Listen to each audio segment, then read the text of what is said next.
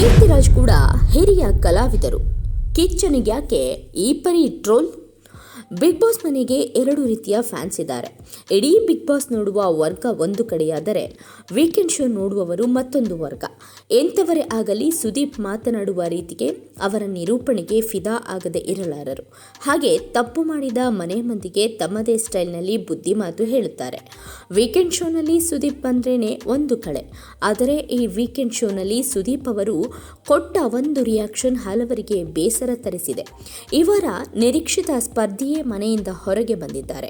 ಧರ್ಮ Keerthiraj big boss ಮನೆಯಿಂದ ಹೊರಗೆ ಬಂದಿದ್ದಾರೆ. ಈ ವೇಳೆ ಸುದೀಪ್ ಅವರ ಜೊತೆಗೆ ವೇದಿಕೆ ಮೇಲೆ ಬಿಗ್ ಬಾಸ್ ಮನೆಯ ಜರ್ನಿ ಬಗ್ಗೆ ಹಂಚಿಕೊಂಡಿದ್ರು.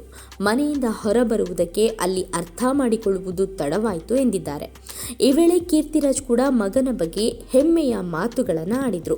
ಬಿಗ್ ಬಾಸ್ ಗೆಲ್ಲಲಿಲ್ಲ ಎಂಬ ಬೇಸರವಿದ್ದರೂ ನೀನು ಇಷ್ಟು ದಿನ ಇದ್ದ ರೀತಿಗೆ ಕರುನಾಡ ಜನರ ಮನ ಗೆದ್ದಿದೀಯಾ, ಅದು ನಮಗೆ ತುಂಬಾನೇ ಖುಷಿ ಕೊಟ್ಟ ವಿಚಾರವಾಗಿದೆ ಎಂದಿದ್ರು. ಆಗ ಸುದೀಪ್ ಅವರು ನಿಮ್ಮ ಒಳ್ಳೆಯತನದ ಬಗ್ಗೆ ಬಹಳಷ್ಟು ಚೆನ್ನಾಗಿ ಮಾತನಾಡಿದ್ರು, ಯಾಕೆ ಹೊರಗೆ ಬಂದು ಹೇಳಿ ಎಂದಿದ್ದಾರೆ. ಇಲ್ಲಿ ಸುದೀಪ್ ಅವರು ಮುಂದಕ್ಕೆ ಹೋಗೋಣ ಎಂಬ ರಿಯಾಕ್ಷನ್ನಲ್ಲಿದ್ದರು. ಈ ವಿಡಿಯೋ ಈಗ ಫುಲ್ ಟ್ರೋಲ್ಗೆ ಕಾರಣವಾಗಿದೆ. ಟ್ರೋಲ್ ಮಾಡಿದವರು ಕಿಚ್ಚನ ಈ ಲಾಸ್ಟ್ ಲುಕ್ ಇಷ್ಟವಾಗಿಲ್ಲ. ಕೀರ್ತಿರಾಜ್ ಅವರು ಕೂಡ ಹಿರಿಯ ಕಲಾವಿದರು ಎಂಬುದನ್ನು ಮೆನ್ಷನ್ ಮಾಡಿದ್ದಾರೆ. ಈ ಟ್ರೋಲ್ ಮಾಡಿದವರ ಉದ್ದೇಶ ಸುದೀಪ್ ಅವರು ಕೀರ್ತಿರಾಜ್ ಅವರ ಬಳಿ ಅಭಿಪ್ರಾಯ ಕೇಳಿದಾಗ ಒಂದು ಸ್ಮೈಲ್ ಆದರೂ ಕೊಡಬಹುದಿತ್ತು. ಏನೂ ರಿಯಾಕ್ಷನ್ ಕೊಡದೆ ಧರ್ಮ ಅವರ ಬಳಿ ಮಾತನಾಡಿದ್ದು ಅವರಿಗೆ ಬೇಸರ ತರಿಸಿದೆ. ಈ ವಿಡಿಯೋ ಅಪ್ಲೋಡ್ ಮಾಡಿರುವುದು ಮಲ್ಲಿಕಾರ್ಜುನ್ ಎಂಬ ಪೇಜ್ನಲ್ಲಿ. ಆದರೆ ಕಮೆಂಟ್ ಸೆಕ್ಷನ್ ಆಫ್ ಮಾಡಲಾಗಿದೆ.